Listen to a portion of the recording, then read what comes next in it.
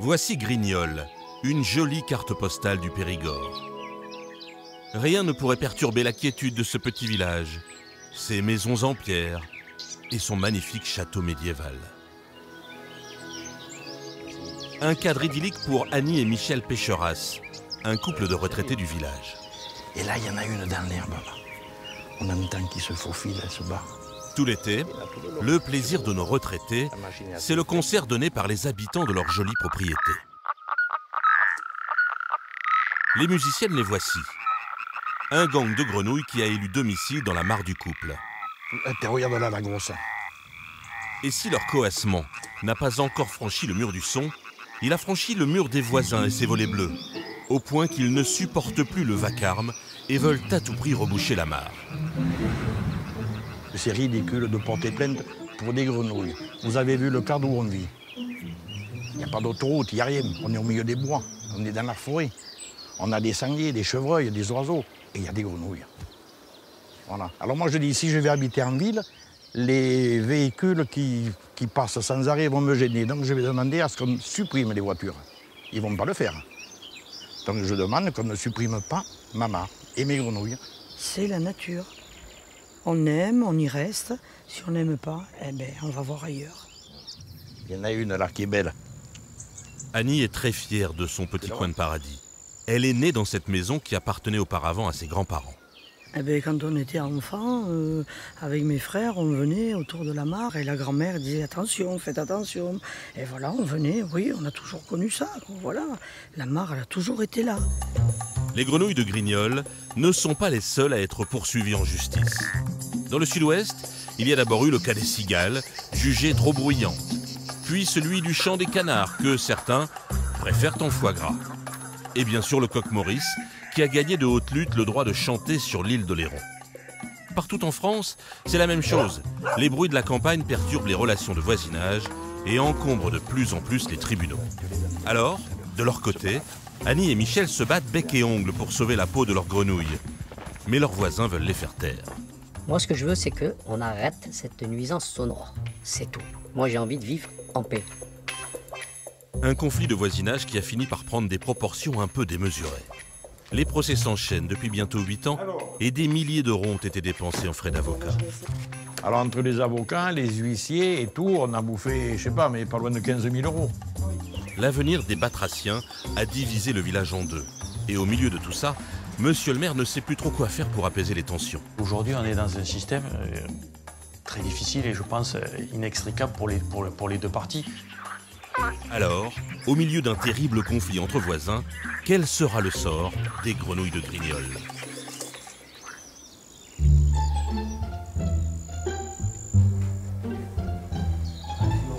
Encore un dossier. On va l'ajouter tous les autres. 20 kilos. Voilà. C'est le poids de la défense des grenouilles d'Annie et Michel que le voisin accuse de tapage nocturne. Un voisin qui aurait voulu acheter les terrains de notre couple de retraités, mais face à leur refus, c'est sur les grenouilles qu'il aurait concentré sa colère. Et qu'est-ce qu'il réclame? Il faut peut-être le dire, non? Oh là là. En 2012, le tribunal de Périgueux est saisi et arbitre en faveur des Batraciens. Réclamer beaucoup de choses, les voisins. Mais en appel à Bordeaux, surprise, la Cour estime que le coassement des grenouilles constitue un trouble anormal du voisinage. Au regard de l'ampleur des troubles qui se produisent, avec une intensité certaine liée à la présence d'une colonie de batraciens, il est fait de considérer que les dits troubles excèdent les inconvénients normaux du voisinage. Le juge condamne Annie et Michel à reboucher la mare. C'est l'arrêt de mort des grenouilles. Problème, il s'appuie sur l'avis d'un expert et disons que son rapport manque un peu de clarté. Donne-moi mes lunettes. Alors, j'observe que quelques individus seulement coassent et les époux m'indiquent qu'au cours de certaines nuits, c'est une centaine de grenouilles et de crapauds qui donnent de la voix. Et après, il finit, quoi qu'il en soit, le bruit de ces animaux est dérangeant et on peut, sans exagérer, parler de vacarme. Alors, il dit que c'est un vacarme et il vient juste de dire qu'il n'en a pratiquement pas entendu. Lui, il a tout fait, il a relevé les bruits, bon, il a fait qu'il a pris ce qu'il a fait de bien, c'est sa facture, 519,81 €.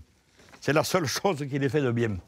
Voilà. Donc on est condamné sur des trucs comme ça, mensongers. Entre le tribunal de Périgueux, la cour d'appel de Bordeaux et leur pourvoi en cassation, Annie et Michel en viennent à préparer leur 4e procès. Voilà. Ils ont dépensé près de 15 000 € en frais d'avocat. Et la situation a même viré à l'absurde, par exemple lorsque leur voisin a construit ce muret face à la mare. Il a fait ça pour pas qu'on voie chez eux, il a monté un petit mur là, je sais pas pourquoi, ça ressemble à rien. Et là il mettait des croix ici, là, dans notre pré, là-bas ils mettaient leurs croix. Des croix, des grandes croix comme ça, peintes en rouge, ou alors des croix en ferraille avec des chaînes qui pendaient. Alors quand il a vu que ça marchait plus, il a fait mur. Alors je vois pas, c'est un mur planté au milieu d'un pré. Évidemment, on a voulu aller le voir, ce fameux voisin. Le septuagénaire ne veut pas que son visage apparaisse, mais il tient à rétablir sa vérité. Aucune autorisation administrative. C'est normal, vous, dans un petit hameau, on vous construit, on vous creuse un étang de 4, parce que tout le monde croit que c'est un petit étang avec 4 grenouilles. Hein. Des centaines de grenouilles.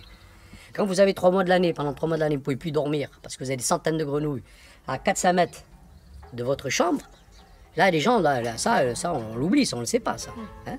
Donc, selon lui, la mare aurait été creusée illégalement, et c'est Michel Pécheras lui-même qui y aurait introduit des hordes de grenouilles. Il nous accuse d'avoir une mare illégale et on a lâché des centaines de grenouilles. Comme je dis, les grenouilles, je ne connais pas où ils en vendent. Je suis allé à Leclerc, je leur ai demandé, je voudrais une centaine de grenouilles vivantes. Et ils en ont pas. Ils me disent, on vend des cuisses surgelées. Voilà, mais si je lâche des cuisses dans la mare, elles ne chantent pas les cuisses. Voilà, donc ça ne marche pas. Simplement, je leur demandais simplement, vous enlevez vos grenouilles, c'est tout. Même si vous l'avez fait dans... Moi, je suis pas un mec... Même, tout le monde peut se tromper, mais là, c'est trop. Et eux, ils sont de la campagne, ils savent les percussions. Ils savent ce que ça allait apporter. Hein. Un tapage, mais vraiment... D'ailleurs, ça s'est répandu dans le hameau maintenant. Alors qui dit vrai? Si les grenouilles sont à ce point bruyantes, 2 autres témoins pourraient en attester. Allez, allez!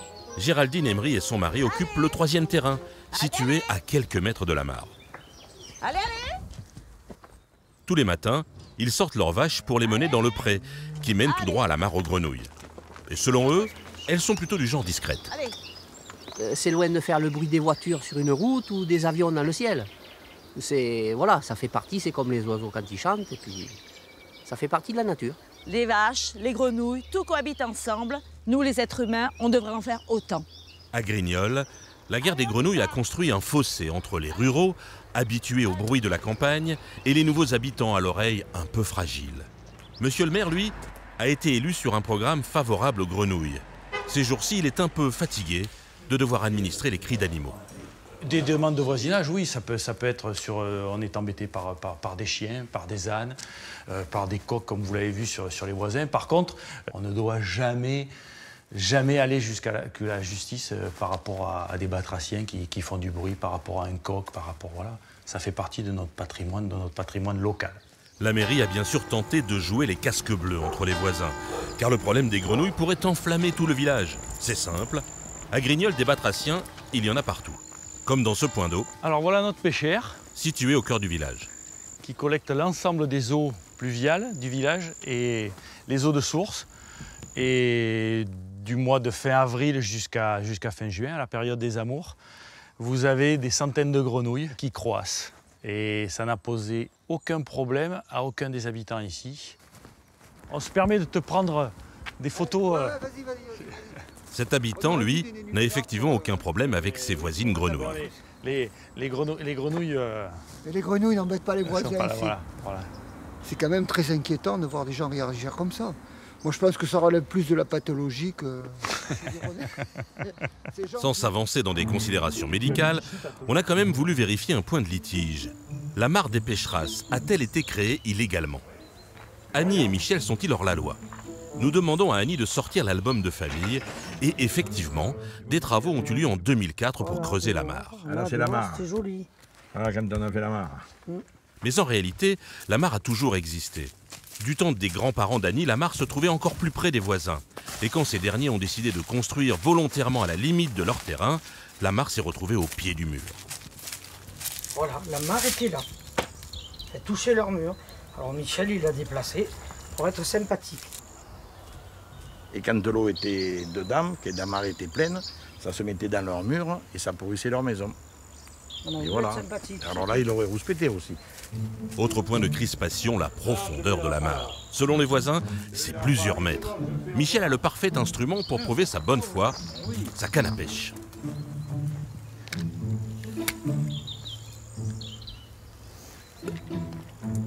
Tu vois, il est debout là. Là, il est debout. Ça veut dire que ça, c'est l'épaisseur d'eau. Bon, alors je vais le ramener. Hop là. Alors, du plomb, je prends le milieu du plomb et je prends la cime du bouchon. Et il y a 84. Voilà. Alors, les 6 mètres sont quand même loin. Michel et Annie sont donc persuadés de leur bonne foi. Pourtant, de guerre lasse, ils ont eu plusieurs fois l'envie d'abandonner, de reboucher leur plan d'eau. Mais un nouveau problème est apparu. Nous, la police de l'eau est venue. Ils m'ont demandé ce que j'allais faire. Ben, j'ai écouté, moi, à force, et maintenant on en a marre. On devait finir notre retraite tranquille, donc je vais tout boucher et puis on n'en parlera plus. Ah, il m'a dit, vous n'avez pas le droit. Et c'est 150 000 € d'amende et jusqu'à 2 ans de prison. Bref, qu'ils rebouchent ou qu'ils ne rebouchent pas, Michel et Annie risquent bien d'être condamnés. Pour y voir plus clair, il faut se rendre à Périgueux, préfecture de la Dordogne. Juge depuis 1979, Gérard Charolois a décidé d'aider le couple et il connaît les lois sur le bout des doigts. D'après la loi, oui, ce sont des espèces protégées. Le fait de les détruire et de détruire leur site de nidification constitue un délit correctionnel. Et ça, depuis une loi du 10 juillet 1976, relative à la protection de la nature. Lors du prochain procès, début novembre, Annie et Michel pourront donc compter sur cet allié de poids et sur les centaines d'anonymes qui leur ont envoyé des lettres de soutien. C'est super gentil. Ah oui, les deux autres. C'est l'école Saint-Maur à Paris. On préfère les coassements au klaxon.